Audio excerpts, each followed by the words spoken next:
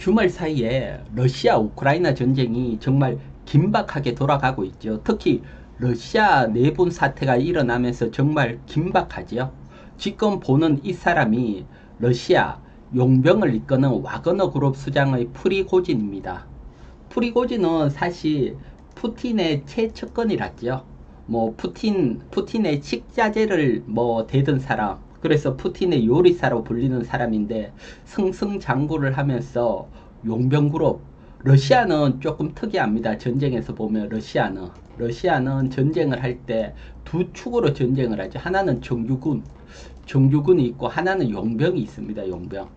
그래서 이 용병을 이끄는 수장이 이 프리고진입니다. 프리고진. 정규군은 뭐 말 그대로 군대고요. 근데 우리는 볼 때 정규군이 훨씬 강하다 생각을 하지만 용병 그룹이 정말 핵심적인 전투 선봉에서 다 전투를 하고 있죠. 성과로 보면 용병이 훨씬 성과가 높은데 사실은 그래 안 되죠. 정규군들이 뭐 성과를 가져가고 이러니까 프리고진이 열받았는 거죠. 열받았는 거죠. 그래서 프리고진이 지난 토요일까지 반란을 일으켰습니다. 반란을. 우크라이나 전쟁을 하던데 총뿌리를 러시아로 겨누고 모스크바로 진격을 해버렸죠. 진격을 하기 시작을 했죠. 모스크바 500km 정도까지 진격을 했습니다. 500km. 사실 모스크바로 봤을 때도 뭐 걱정이 되죠. 뭐 군대는 다 우크라이나 전선에 있는데 진격을 해오니까 군대를 돌릴 수도 못하고 어쩔 수도 없는 그런 상황이죠. 이런 상황에서 오늘 일요일입니다. 일요일 날 뭐 모스크바 특미까지 갔던 프리고진이 철수 선언을 했죠. 뭐 그냥 철수한 게 아니고 이렇게 보면 뉴스가 이렇게 나오고 있죠. 와그너 그룹, 그러니까 반란을 일으킨 와그너 부대 처벌하지 않기로 하고 프리고진은 벨라루스로 뭐 망명이면 망명 떠나는 걸로. 사실 이건 제가 봤을 때 푸틴 입장에서는 뭐 뭐라 그럴까요? 지도력 상실입니다. 상실. 반란군 처벌도 못하고 반란군하고 협상을 했다는 거죠. 이건 뭐 있을 수 없는 얘기잖아요. 사실은 쿠데타 일으켰는데 쿠데타군 처벌도 못하고 협상을 해서 뭐 얘네들 처벌도 하지 않겠다 이래 버리면 명이 안 쓰죠. 명이. 그래서 이번 반란으로 뭐 푸틴 지도력이 상실되고 푸틴에 대한 반감이 크게 나올 걸로 보고요. 푸틴 입장에서는 사실 또 군부 누군가가 이제 반란을 일으키면 이거 큰일 난다 이런 생각까지 들게 되죠. 이렇게 돼버리면 사실 러시아가 내분이 쌓여 있으니까 우크라이나 전쟁을 제대로 할지 의문이죠. 사실 반란이 일어나기 전까지만 보더라도 우크라이나가 대대적인 공습을 했죠. 공습을 했는데 성과가 사실 미미했습니다. 성과가 미미하고 이러면 사기가 떨어질만 한데 러시아가 내분 사태 반란으로 사기를 올려주고 있죠. 이거 뭐 이렇게 해서 전쟁을 쉽게 이기진 어려워 보이고요. 그렇다면 이제 제가 여러분들에게 지금부터 얘기를 하려는 것은 이런 러시아 전쟁도 갑자기 나왔지만 전쟁이 갑자기 종료가 된다. 그러면 시장은 어떻게 될까요? 종료가 되는 순간 시장은 지금 보시는 게 코스피 지수 월봉 차트입니다. 시장은 이거 초급등 나옵니다. 초급등. 전고점 돌파해서 사실 우리가 한 번도 가보지 못한 4,000포인트라든가 이런 어떤 초급등이 일어날 수 있습니다. 왜 초급등이 일어날까? 그래서 오늘 이 왜, 항상 주식은 왜가 중요하지요. 사실은 지금 보게 되면 글로벌 사실은 올해 긴축이 끝날 걸로 봤는데 영국이 금리를 0.5% 올렸습니다. 0.5%. 유로존 22 유럽 중앙은행도 금리를 0.25% 인상을 했고요. 미국은 사실은 동결을 했죠. 동결을 했지만 지난주 제롬 파월 연준 의장이 의회 출석해서 2번 더 금리 올리겠다. 재확인을 했죠. 그래서 지금 각국 중앙은행이 금리를 올리니까 경기 침체 얘기가 나오면서 시장이 흔들리고 있죠. 근데 왜 금리를 올리냐? 금리를 올리는 이유는 다른 게 아니고 물가 때문입니다. 물가. 특히 유럽이 강하게 금리를 올리죠. 이건 유럽 물가가 상대적으로 다른 나라에 비해서 매우 높다는 겁니다. 참고적으로 보면 미국 같은 경우 미국 소비자 물가는 4.0%입니다. 안정권으로 들어왔고요. 미국은 소비자 물가가 4.0%, 다음 6월 소비자 물가는 3%대까지 들어올 거로, 이거면 뭐 거의 안정권으로 왔다고 보면 되고, 우리나라 같은 경우는 뭐 3.3%입니다. 거의 뭐 안정권 속에 있죠. 그렇게 볼 수 있고요. 뭐 중국은 더 심각하죠. 중국은 뭐 1% 미만 0.2% 3%대입니다. 그러니까 금리 인하해서 물가 올리려고 하고 오히려요. 그런데 유럽은 다릅니다. 유럽 소비자 물가, 일단 먼저 유로존 먼저 한번 보도록 할게요. 우리가 유로존 먼저 보게 되면 지금 보고 계시는 게 유로존 소비자 물가입니다. 소비자 물가 보게 되면 현재 6.1%입니다. 6.1%. 다른 나라에 비해서 훨씬 높죠.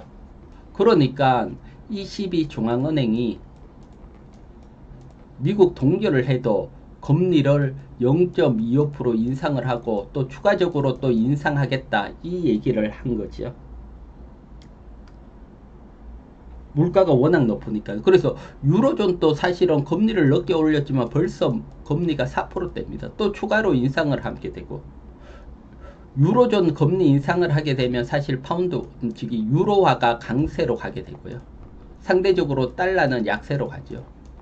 그러면 또 달러 인덱스에 포함되어 있는 영국 파운드화는 어떻게 될까요?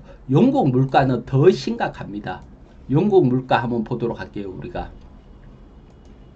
영국 유나이티드 킹덤, 영국 물가 보면 인플레이션 레이트죠. 영국 물가 이렇게 보면, 와, 영국은 현재 8.7%입니다. 8.7%. 어마어마하죠. 물가가 8.7%. 10%까지 넘어갔다가 다른 나라 미국 같은 경우는 훅 조정을 받았는데 얘는 안 떨어지고 있어요. 8.7%. 영국 같은 뭐 선진국이 8.7% 연 물가 뛴다, 이건 말이 안 되잖아. 그러니까 미국 동결을 했지만 여기는 0.5% 강한 금리 인상을 했습니다. 강한 금리 인상.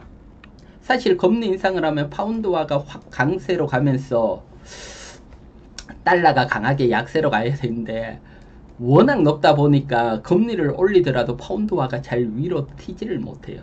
그만큼 영국이 심상치 않다는 거죠. 물가가. 그 다음 이탈리아도 물가가 7.6%. 엄청나죠. 이탈리아도. 뭐 독일이 조금 낮지만 그래도 6%대. 이만큼 유럽 국가의 물가가 정말 심상치 않죠. 이건 다른 것보다 우크라이나 러시아 전쟁이 유럽에서 일어나면서 물가를 자극하면서 직접적인 영향을 받았다는 겁니다. 그래서 여기서 우크라이나 러시아 전쟁이 끝나는 순간 사실은 물가라는 게 안정화로 갈 수 있습니다. 물가는. 왜? 러시아와 우크라이나 전쟁이 끝났다 이렇게 되면 사실은 뭐 원자재라든가 이런데 투기 수요들이 들어와 있죠. 이 투기 수요들은 냄새를 빨리 맡아요. 빨리 팔고 나가버립니다. 전쟁이 끝나면 가격이 떨어질 거다. 그래서 수요가 팔고 나가면 가격은 더 떨어지게 되죠. 그러면서 러시아 우크라이나 전쟁 났을 때보다 훨씬 낮은 가격으로 하락할 확률이 높고요. 그리고 물가라도 마찬가지입니다. 심리적인 영향이 큰데 심리적으로 안정화가 잡히면서 물가가 안정화로 확 들어설 수 있습니다. 그러면 물가가 안정화가 들어설 거라고 예상이 되면 미국은 두 번 더 금리 인상하겠다 이래 안 되고 금리 인하로 돌아서죠. 인하. 물가가 안정화될 거라고 보면 이제 금리에 대해서 물가가 안정화되면 이제 경기를 살리겠다의 방점이 찍히죠. 경기 침체 얘기도 나오면서 그러면서 지금 경기가 살아나면서 시장은 강하게 갈 수 있고요. 이 메커니즘을 시장에서는 생각을 하고 주가는 빠르게 먼저 치고 가는 겁니다. 그래서 전쟁이 끝났다.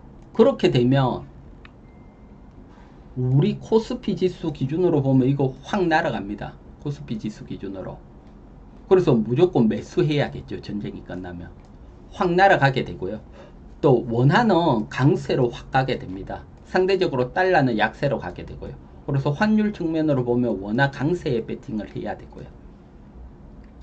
그렇게 되면 경기가 좋아질 거다 선반영하면서 가니까 경기 민감주들이 뭐 수혜를 받을 수 있고, 또 약간 또 뭐 측면적으로 보면 미국이 금리 인하하면 상대적으로 약했던 성장주들도 움직일 수 있고, 이렇게 보면 경기 민감주, 성장주,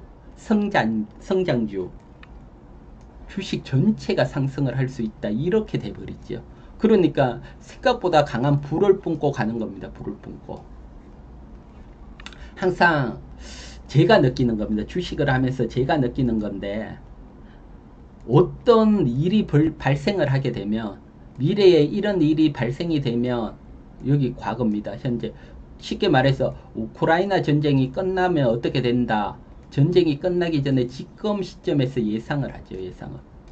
그러다가 막상 전쟁이 끝나면 여기서 예상을 할 때는 다른 복잡한 어떤 게 나와서 갈지 안 갈지 애매해집니다. 막상 전쟁이 끝나면. 하지만 앞에서 예상을 했던 게 확률적으로 더 높아요. 제가 삼성전자도 감산 들어가면 이거 상승할 거다 앞에서 예상을 했는데, 막상 감산 시점이 되면 이게 갈지 안 갈지 애매하죠. 애매하지만 감산에 따라서 여러분들에게 삼성전자 간다 설명하듯이 미리 앞쪽에서 좀 더 객관적인 겁니다. 앞쪽에서는 사건이 발생이 일어나 버리면 여러 가지 혼돈이 생기지만, 앞쪽에 있을 때 좀 더 명확하더라고요. 제가 볼 때. 그래서 앞에서 예상했던 대로 가는 경우들이 훨씬 많고요. 그래서 막상 전쟁이 끝나면 갈지 안 갈지 여러분들이 헷갈릴 수 있지만, 전쟁이 끝나면 간다는 데 배팅을 해야 됩니다. 자, 오늘은 여러분들에게 이런 우크라이나 전쟁에 대해서 얘기를 했고요. 그래서 전쟁이 끝나면 정말 주가가 간다. 어떤 거 살지 그런 어떤 얘기를 해드릴 거니까요. 저와 함께 가신다면 부자 된다 했죠. 그래서 처음 들으시는 분들은 구독 꼭 눌러주시고, 구독자 여러분님들은 뭐 댓글 뭐 지금 달아주셔서 감사한데, 댓글 달아주시면 제가 힘이 뿡뿡 나니까요. 댓글 달아주시고 좋아요도 부탁드릴게요. 자, 전쟁이 끝나고 4,000포인트 향해서 시장 랠리 기대를 할게요. 다들 성공 투자하시고 부자 되시기 바랍니다. 저는 이희건이었습니다.